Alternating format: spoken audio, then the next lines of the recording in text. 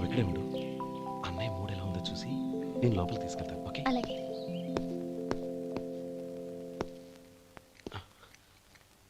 అన్నయ్య, ఏంట్రా? నేను చాలా రోజుల నుంచి నీకు విషయం చెప్తున్నాను, గుర్తుందా? ఏ విషయం? అదే అన్నయ్య, నేను ఓ అమ్మాయిని ఓ అమ్మాయిని లవ్. ఓహో, లవ్ చేస్తున్నావా? ఆ విషయం నువ్వు నాకెప్పుడు చెప్పావురా? ఊళ్ళో అందరూ అనుకుంటుంటే నేను విన్నాను. సారీ అన్నయ్య, నీకు చాన్నాళ్ళుగా చెప్పాలనుకుంటున్నాను కదా, అందువల్ల చెప్పేశానేమో అనుకున్నాను.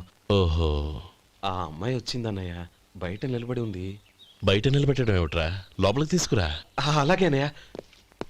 ఏయ్, అన్నయ్య మంచి మూడ్లో ఉన్నాడు, రా. కమ్.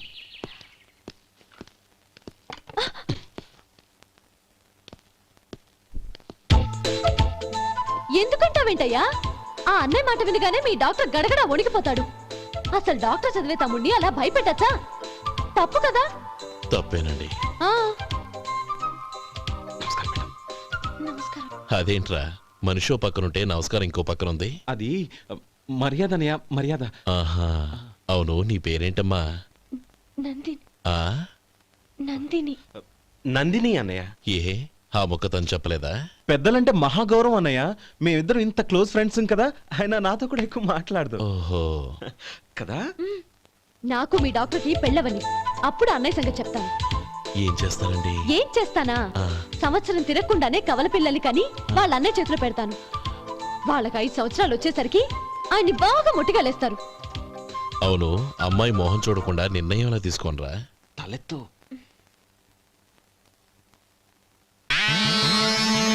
ఏం చెప్తా? అదేనండి, నందిని గారు వచ్చి వెళ్ళారని చెప్తాను. గుడ్, పైకొస్తావు. ఈయన మీ అన్నయ్య? అవును. నందిని, ఏమైంది? ఎందుకు ఏడుస్తున్నావు? ఈయన మీ అన్నయ్యని తెలియక తెలియక హాస్పిటల్ దగ్గర మర్యాద లేకుండా దురుసుగా మాట్లాడాను. ఆయన ఈ పెళ్లి ఒప్పుకోరు. ఊరుకో, అలాంటి చిన్న చిన్న విషయాల్ని మా అన్నయ్య పట్టించుకోడు. అయినా నేను కన్విన్స్ చేస్తాను కదా. ఆయనకంత అవమానం జరిగాక ఎందుకు కన్విన్స్ అవుతారు? చూడు, నువ్వు వేరే పెళ్లి చేసుకొని నీకు పుట్టబోయే బిడ్డకు నా పేరు పెట్టుకో. ఏంటా మాటలు? నేనే నుయ్యో చూసుకుంటాను. అదిగో ఆ చూపు చూడు, ఆ చూపు ఒకలా ఉంది. నందిని, నా మాట విను ప్లీజ్. నందిని, రే శేఖర్, ఆ అమ్మాయి చెప్పింది నిజమే. తనని ఎప్పుడైతే హాస్పిటల్ దగ్గర చూశానో అప్పుడే నేను నిర్ణయానికి వచ్చేసాను. విన్నావా? నేను చెప్పానుగా, ఆయన ఆల్రెడీ ఓ నిర్ణయానికి వచ్చేసారట. ఇక నేను వెళ్తాను. అలాగే వెళ్ళు. వెళ్ళి ఈసారి వచ్చేటప్పుడు మీ అమ్మా నాన్నల్ని తీసుకురా. ముహూర్తాలు ఎప్పుడు పెట్టుకోవాలో నిర్ణయించుకుంటాం. అర్థం కాలేదా? నువ్వే మా వాడికి సరైన జోడి. అదే నేను తీసుకున్న నిర్ణయం. థాంక్యూ బావగారు, నన్ను ఆశీర్వదించండి. లేమ్మా, శీఘ్రమేవ కళ్యాణ ప్రాప్తిరస్తు.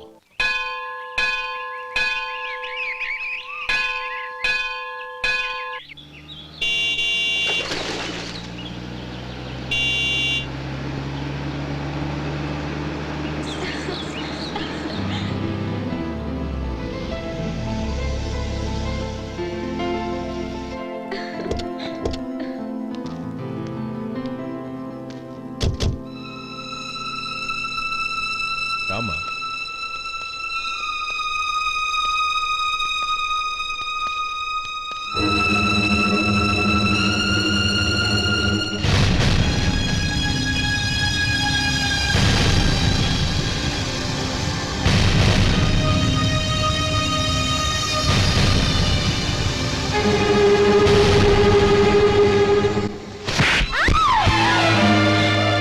నా పరువు తీసావు కదే.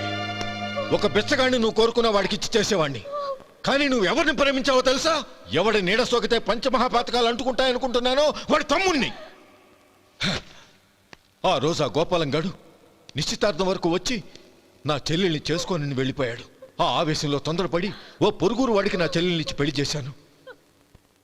ఆ తర్వాత తెలిసింది వాడికి అంతకు ముందే పెళ్ళైపోయిందని, వాడు పెళ్ళైన వాడైనా పర్వాలేదు, పరమ దుర్మార్గుడు, ఇంకొకరిని ప్రేమించిన దానివేగా అని దెప్పి పొడుస్తూ నా చెల్లెలికి మాటలతోనే నరకం చూపించాడు. అటు ప్రేమించిన వాడు దగా చేశాడు, ఇటు చేసుకున్నవాడు కిరాతకుడు. ఇలా చిత్రవధ అనుభవించి అనుభవించి నా చెల్లెలు ఒకరోజు స్టవ్ పేలిపోయి చనిపోయింది. దీనికంతటికి కారణం ఎవరు? వాడు అన్న. అటువంటి వాడింటికి కోడలుగా వెళ్తావా? ఒక్క మాట చెప్తున్నాను విను. నువ్వు జీవితాంతం పెళ్లి చేసుకోకుండా ఇంట్లో పడినా పర్వాలేదు కానీ వాడి తమ్ముడితో మాత్రం నీ పెళ్లి జరగదు. రేయ్, పురోహితుని రమ్మని చెప్పు. వచ్చే ముహూర్తంలోనే నీకు నందినికి పెళ్లి.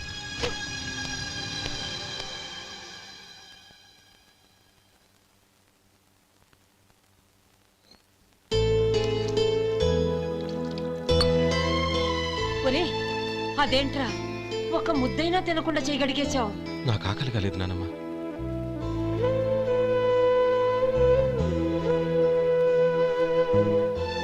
ఆ అమ్మాయి చాలా మంచిది, చదువుకున్న పిల్ల, మనందరికీ బాగా నచ్చింది. కానీ ఆ లక్ష్మీపతి గారి గురించి ఆలోచిస్తేనే నాకు భయం వేస్తోంది.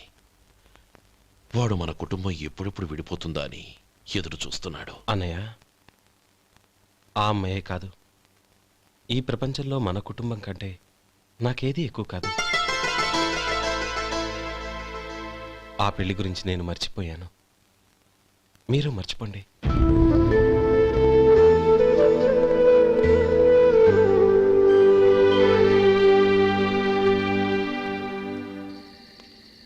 శేఖర్, నువ్వా? ఏంటి ఈ టైంలో వచ్చావు? నీతో ఓ విషయం మాట్లాడాలి. ఒకసారి బయటకు వస్తావా?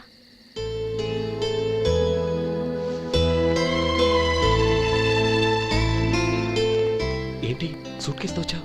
శేఖర్, మా నాన్న నాకు వేరే పెళ్లి చేయాలని చూస్తున్నాడు. అందుకే నేను నిర్ణయానికి వచ్చాను. మన ఇద్దరం ఎక్కడికైనా పారిపోదాం. చూడు నందిని, ఈ టైంలో నిన్ను నన్ను మా అన్నయ్య చూసాడంటే బాగోదు. నువ్వు వెళ్ళిపో. అన్నయ్య అన్నయ్య అన్నయ్య, ఎప్పుడు మీ అన్నయ్య మాటేనా? నీకు నేను ముఖ్యమా, మీ అన్నయ్య ముఖ్యమా? నాకు మా అన్నయ్య ముఖ్యం.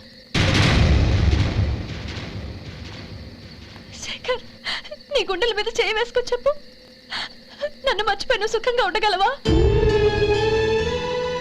అది నాకు తెలియదు, కానీ మా అన్నయ్యకు తలవంపులు తెచ్చి ఖచ్చితంగా నేను మనశ్శాంతితో ఉండలేను. నా పరిస్థితి అర్థం చేసుకో. దయచేసి మీ నాన్న చూసిన సంబంధం చేసుకుని సుఖంగా ఉండు. చాలా టైం అయింది, ఇంకా బయలుదేరు. నన్ను క్షమించు.